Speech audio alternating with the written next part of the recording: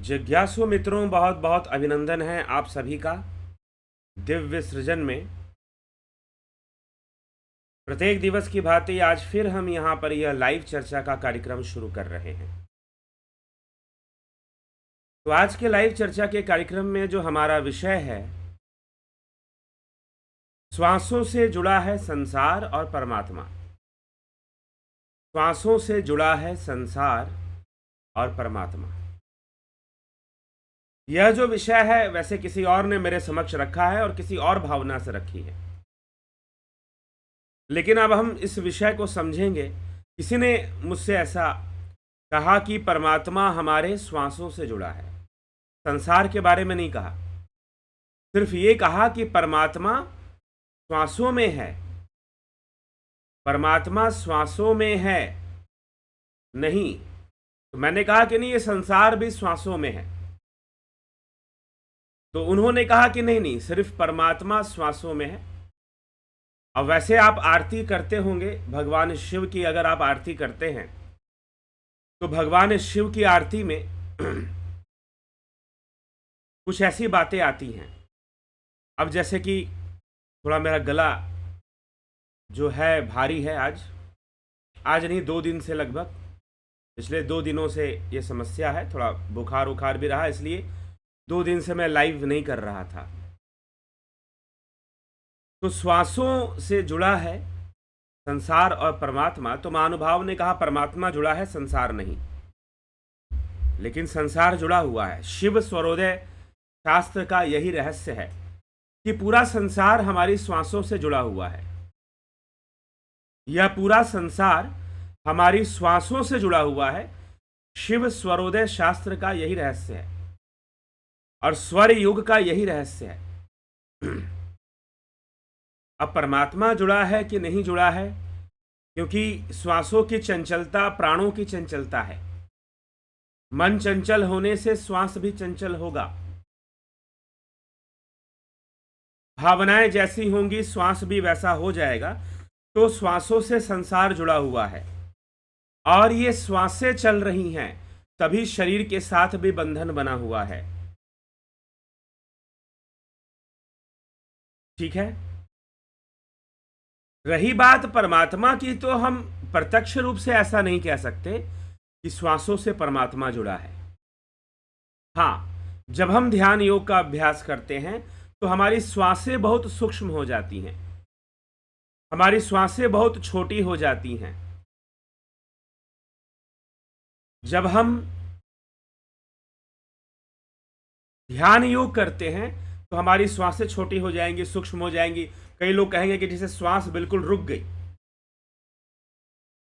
श्वास जो है बिल्कुल रुक जाती है, थम जाती है।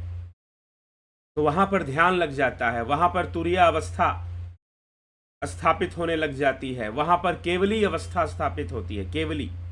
केवली प्राणायाम, जिसको हठ प्रदीपिका ग्रंथ में बताया गया है और भी हिरण्य संहिता में भी बताया गया है, हठ रत्नावली में भी बताया गया है।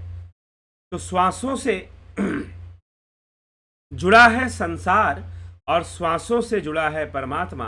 जब श्वास स्थिर हो जाए तो हम परमात्मा की ओर बढ़ जाते हैं। लेकिन श्वास से वास्तव में देखिए, श्वास कुछ हमें बतलाती हैं, श्वासें कुछ हमें बतलाती हैं संसार के विषय में और अपने विषय में। क्योंकि हमारे मन में कैसे संवेग चलते हैं। संवेग का अर्थ है भावनाएं, इमोशंस। हमारे मन में कैसे इमोशंस है, कैसे संवेग है। तो जैसी भावनाएं चलती हैं, श्वासें भी वैसी ही चलती हैं। मन में जैसी भावनाएं चलेंगी श्वासें भी वैसे ही चल पड़ेंगी। तो जब श्वासें भी वैसे ही चल पड़ेंगी तो श्वासों से सारी स्थिति चलती रहती है, सारी परिस्थिति चलती रहती है।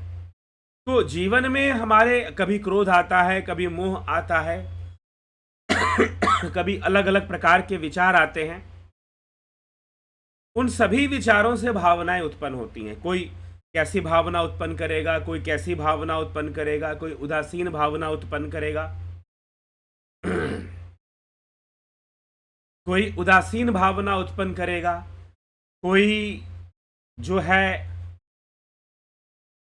बुरी भावनाओं को उत्पन्न करेगा, ईर्ष्या द्वेष वाली भावनाओं को उत्पन्न करेगा कोई विचार। तो विचारों से भावनाएं उत्पन्न होती हैं। जैसे विचार चलते हैं वैसी भावनाएं उत्पन्न होती हैं, और जैसी भावनाएं उत्पन्न होंगी वैसी श्वासें चलेंगी।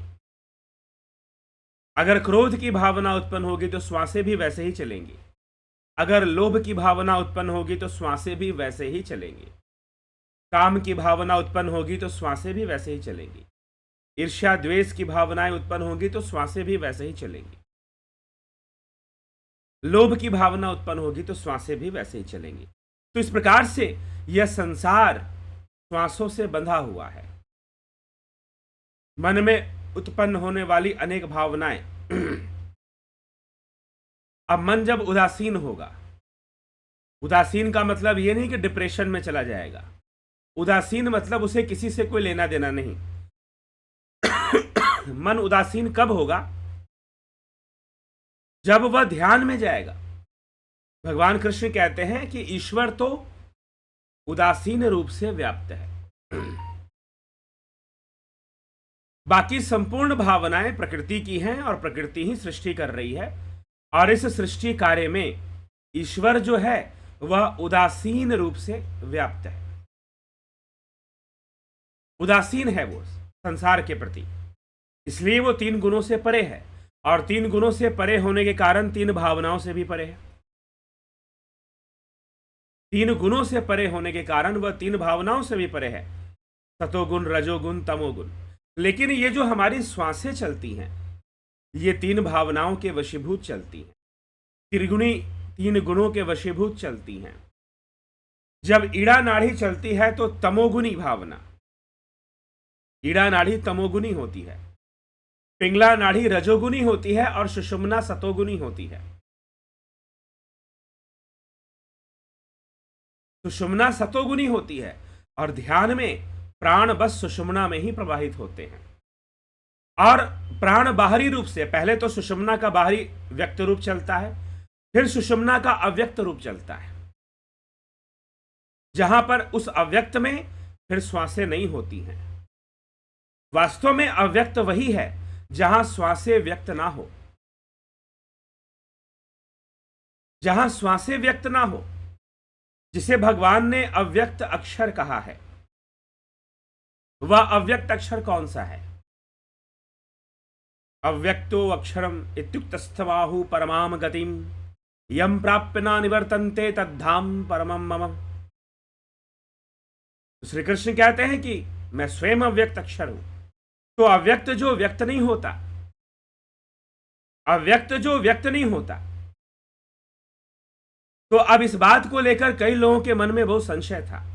मैं ऐसे कई साधकों के बीच में पहले रहता था जो अपनी श्वासों पर ध्यान लगाया करते थे और उनका मानना था ये श्वास ही परमात्मा है। उनके गुरु जी ने कुछ ऐसा समझा दिया था, या फिर हो सकता है गुरु जी ने सही समझाया हो, इनको समझ में ना आया हो, ऐसा भी हो सकता है। तो जो है अब इसी बात को मैंने समझा, मुझे कभी समझ में नहीं आता इस श्वासों में परमात्मा कैसे। श्वासें तो बदलती रहती हैं, श्वासों की गति बदलती रहती है, कभी दाईं चलती है, कभी बाईं चलती है, कभी लंबी चलती है, कभी छोटी चलती है, कभी तेज तेज चलती है, कभी धीमी धीमी चलती है, कभी नीचे की ओर चलती है, कभी ऊपर की ओर चलती है, कभी बीच में चलती है, कभी तिरछे चलती है। श्वासों के कई डायरेक्शंस होते हैं, आप चेक करोगे कभी हमारी श्वास तिरछे भाग रही होती है। अब स्वर योग का उद्देश्य यह है, स्वर योग का उद्देश्य है कि आपको इसका अर्थ पता चले कि जब श्वास तिरछी चलती है तो इसका मतलब क्या है, जब श्वास बीचों बीच सीधी चलती है तो इसका मतलब क्या है, श्वास जब नासिका के निचले भाग से जब बहती है तो उसका मतलब क्या है, ऊपरी भाग से बहती है तो उसका मतलब क्या है, और जब तिरछे चलती है तो उसका मतलब क्या है, या आवृत होकर पूरा भर कर चलती है तो उसका मतलब क्या है। स्वर युग का ज्ञान इसी रहस्य को खोलता है। लेकिन श्वास ही परमात्मा है ऐसा कैसे मान लिया जाए? श्वास तो प्राण की अभिव्यक्ति मात्र है। हम ये भी नहीं कह सकते कि श्वास ही पूर्ण प्राण है, नहीं, प्राण का एक अंग है और प्राण की अभिव्यक्ति है, श्वासों के माध्यम से प्राण की अभिव्यक्ति हो रही है। तो श्वास कोई अव्यक्त अक्षर नहीं है। कुछ लोग इसको अजपा भी बोलते हैं, यह अजपा नहीं है, ना ही यह अव्यक्त अक्षर है।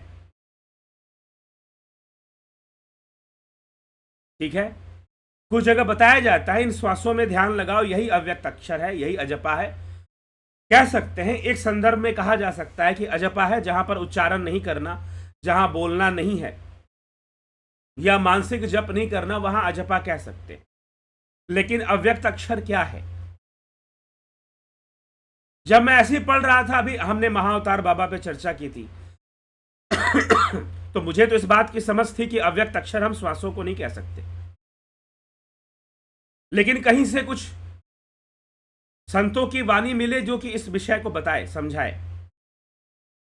तो श्री श्यामाचरण लाहिड़ी महाशय अपनी वाणी में वो लिखते हैं कि श्वासें व्यक्त हो रही हैं, तो ये अव्यक्त नहीं है। श्वासें जो है व्यक्त हो रही हैं, तो ये अव्यक्त नहीं है। तो अव्यक्त क्या है? इन श्वासों के परे अव्यक्त है। जब समाधि अवस्था में, ध्यान अवस्था में ये श्वासें भी सूक्ष्म हो जाएं, जब ये श्वासें भी रुक जाएं, तो समझो कि अव्यक्त हुआ। तो समझो कि अव्यक्त हुआ।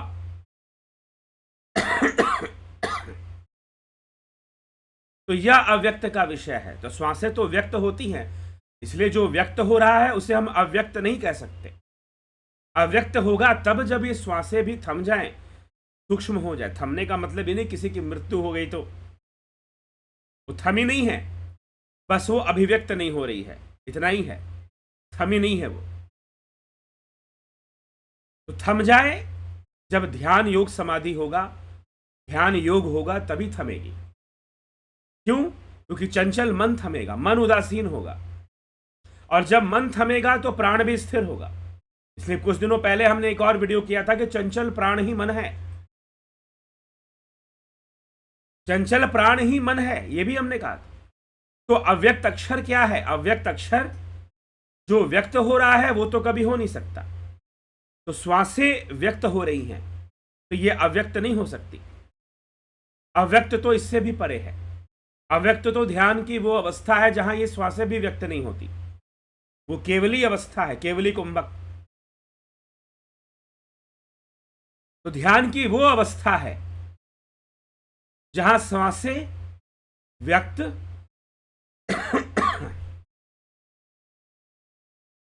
नहीं होती, और जहां श्वासें व्यक्त हो रही हैं, जहां श्वासें व्यक्त हो रही हैं, वहां वो अव्यक्त नहीं होता। हाँ, श्वास माध्यम जरूर है, ध्यान का साधन जरूर है, धारणा का साधन है, सीढ़ी है। इसको सीढ़ी बनाकर योगी आगे बढ़ते हैं, श्वासों को सीढ़ी बनाकर। तो श्वासें जुड़ी हैं संसार से भी, परमात्मा से भी, ये कह सकते हैं।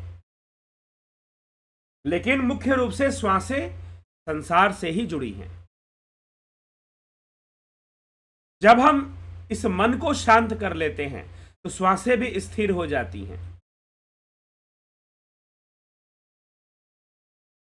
तो जब श्वासें भी स्थिर होती हैं तो फिर मन ध्यान में लगना शुरू हो जाता है।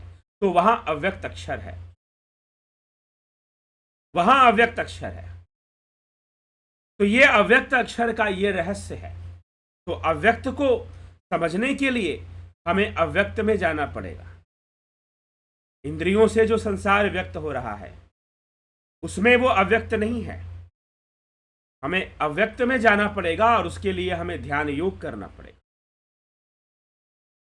हाँ, श्वासें ध्यान योग का भी अंग है, स्वर योग का भी अंग है। श्वासों को साधना पड़ता है। क्यों साधना पड़ता है? कि श्वासों को साधने से मन सधेगा और मन को साधने से बुद्धि सधेगी, और बुद्धि अगर सध गई, बुद्धि अगर सम में आ गई, तो फिर परमात्मा की प्राप्ति दुर्लभ नहीं है, सुलभ हो जाएगा। जरूरी है कि कोई हमें अभ्यास करा दे। नर्तन भव बारिद कहु बेड़ो, सन्मुख मरुत अनुग्रह मेरो, कर्णधार सतगुरु दृढ़ नावा, दुर्लभ साज सुलभ करि पावा।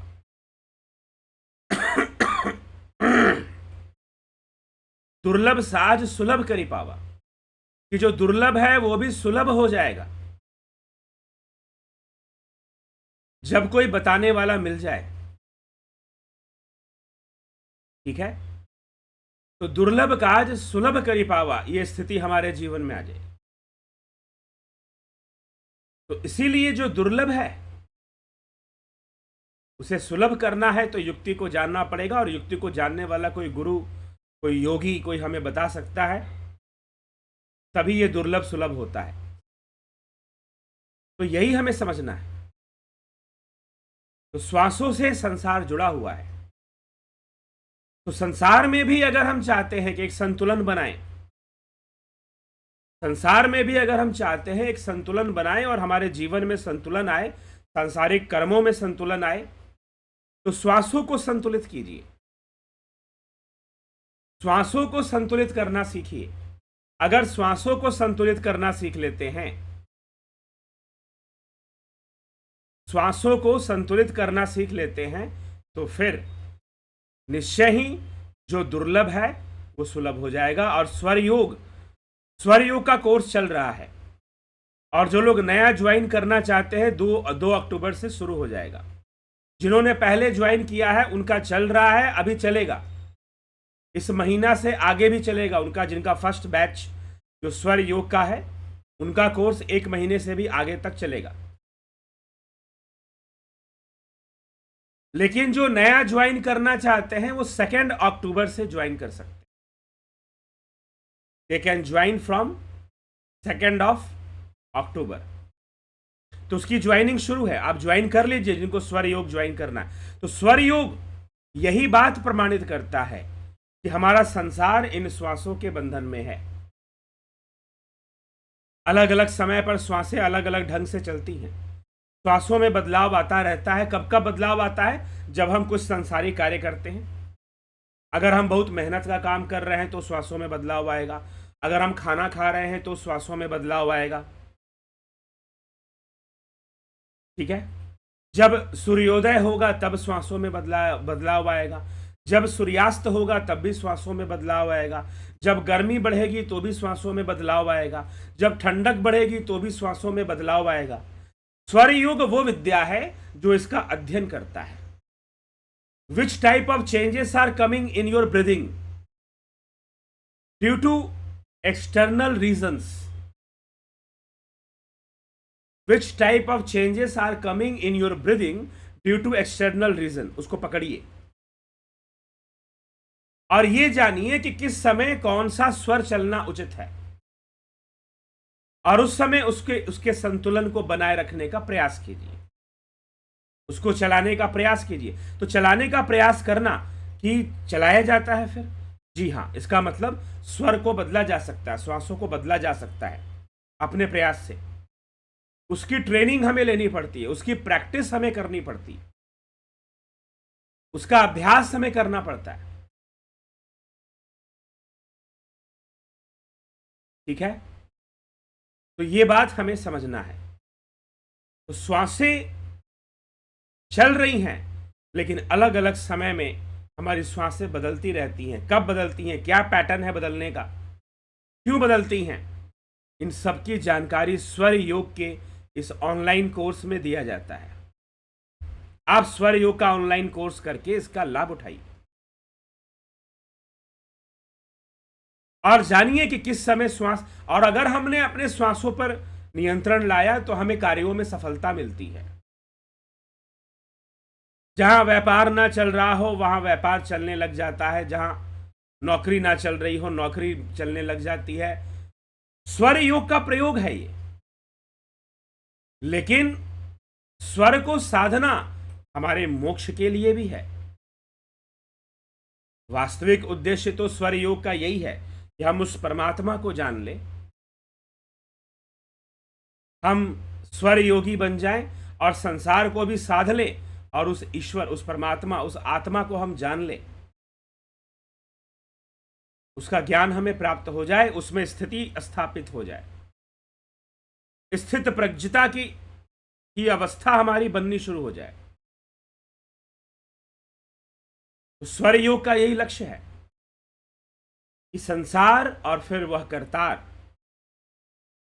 दोनों की साधना हो जाए, दोनों सध जाए, तो फिर पूर्ण संतुलन बनेगा और पूर्ण संतुलन से ही मोक्ष स्थापित होगा।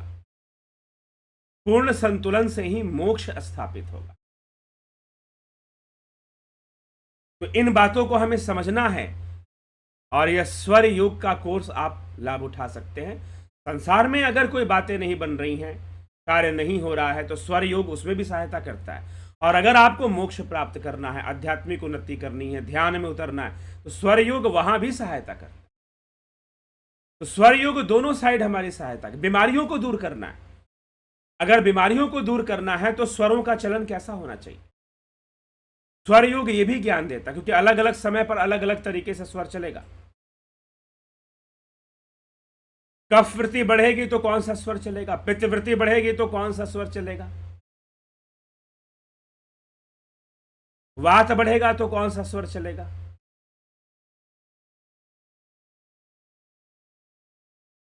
ठीक है, तो इस प्रकार से स्वरों की गति होती है। और बीमारियों को ठीक करने, मानसिक विकारों को दूर करें, डिप्रेशन, अगर आपको डिप्रेशन हो गया है तो भी आप स्वर के माध्यम से डिप्रेशन को दूर कर सकते हैं। अगर एक ही टाइप के थॉट्स चले जा रहे हैं, बार बार चले जा रहे हैं, तो स्वर के माध्यम से आप अपने थॉट्स को चेंज कर सकते हैं, स्वर योग के माध्यम से। तो स्वर योग पूरी तरह से आर्ट ऑफ लिविंग है,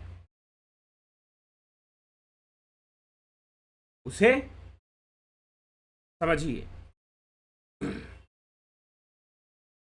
तो स्वर योग का कोर्स ज्वाइन करके, इसकी ज्वाइनिंग शुरू है और जो लोग ज्वाइन करना चाहते हैं जल्द से जल्द ज्वाइन कर ले। जिनको जानकारी चाहिए कि ये हमें कैसे करना है, तो आप इस नंबर पे संपर्क कर लीजिए, 9661802459, 9661802459, 9661802459। इस नंबर पर आप व्हाट्सएप मैसेज करके डिटेल्स डिमांड करेंगे कि मुझे स्वर योग से संबंधित डिटेल चाहिए, और आपको डिटेल्स दिए जाएंगे, आप उसको उन डिटेल के माध्यम से आप ज्वाइन करेंगे। ठीक है, ज्वाइनिंग हो जाएगी, आपको एक लिस्ट में, ग्रुप में, लिस्ट में ऐड किया जाता है, ग्रुप में नहीं, ऐड कर लिया जाएगा, और फिर आपको मैसेजेस, जो स्वर योग के जो वीडियोस हैं, लाइव सेशन है, वो सब आपको धीरे धीरे दिए जाए। ठीक है, चलिए, तो इसी के साथ हम आगे बढ़ेंगे। और स्वर योग को समझना चाहते हैं, ज्वाइन करना चाहते हैं, तो उसके लिए कदम आगे बढ़ाएं और उससे लाभान्वित हो। यह सशुल्क है, पेड कोर्स होता है, लेकिन आप व्हाट्सएप मैसेज करके सारी जानकारी लें, आपको सारा डिटेल दे दिया जाएगा। आगे आपके कमेंट्स देख लेते हैं। संतोष कुमार जी, अनुज सिंह जी, किशोर वैद्य जी, कन्हई कुमार जी, शेखर शर्मा जी, गीता जी, काशीनाथ जी, राजू पाल जी, रतन सिंह जी, विनोद के सूद जी, पलकधारी जी, पिता सावंत जी, नथु सिंह जी, प्रभुदत्त शर्मा, चितरंजन बरुआ, दीपक शर्मा, एके त्यागी, शिव शक्ति, घनश्याम सरोदे, नरेंद्र माकुड़े जी, आशा रानी जी, लाल बहादुर सिंह जी, बहुत अभिनंदन है, मनोज शर्मा जी, संजय सिंह जी, ब्लॉग विथ आकाश, मना भाई ठाकुर जी, रामविलास जी, गंभीर शाह जी, बिमला शाह जी, सविता नायक जी, बहुत अभिनंदन सबका, श्वेता कुमारी जी, विष्णु चंद्र मौर्य जी, योगेश खैरनर जी, सतीश मास्टर जी, जितेंद्र साहू, हीरालाल यादव, धन्यवाद भारत, अमन कक्कर, ब्लॉग वृथा। गुरुजी पीनियल ग्लैंड क्या थर्ड आई है? प्लीज बताएं इस विषय पर। ठीक है, चर्चा करेंगे इस विषय पर।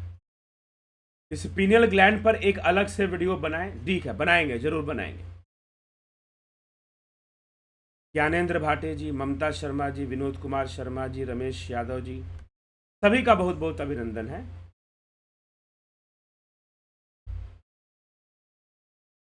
उदासीन अवस्था, तुरिया की अवस्था, आनंद की। उदासीन का मतलब है संसार के प्रति उदासीन, इंद्रियों के प्रति उदासीन। आनंद तो वहां मिलेगा ही, उस उदासीन अवस्था में भी आनंद की प्राप्ति होती है। बस उदासीन, आप इंद्रियों के प्रति उदासीन हो गए। लवकुश वर्मा जी, ध्यान करने बैठा हूं तो मैं भूल जाता हूं, ध्यान कर रहा हूं कि सो रहा हूं, मुझे कुछ याद ही नहीं रहता, नहीं देता, मुझे नींद आ जाती है। नींद आ जाती है, क्यों नींद आ जाती है भाई? ध्यान किया करो, पानी मारो चेहरे पर, पानी का छोपा ऐसे मारो और उठ जाओ, फिर से बैठ जाओ। संघर्ष करना पड़ता है, बिना संघर्ष के ध्यान नहीं होता। लेकिन जो संघर्ष कर लेता है उसे आनंद भी बहुत आता है, फिर उसे आनंद भी मिलना शुरू हो जाता है। तो सोना नहीं है, ध्यान करना है। या तो नींद पूरी कर लो अच्छे से, फिर ध्यान करो, या तो नींद अच्छे से पूरी कर लो, फिर ध्यान करो। ठीक है, चलिए, तो इसी के साथ हम जो हैं यहाँ पर आज के कार्यक्रम को विराम देंगे और कल फिर मिलेंगे हम लोग 9 PM लाइव चर्चा में। पीनियल ग्लैंड के ऊपर वीडियोस आपको दी जाएंगे भविष्य में। स्वर योग का कोर्स 2 अक्टूबर से शुरू हो रहा है, इसको ज्वाइन कर कर आप लाभान्वित हो। तो बहुत बहुत आभार आप सभी का। ओम तत्सत।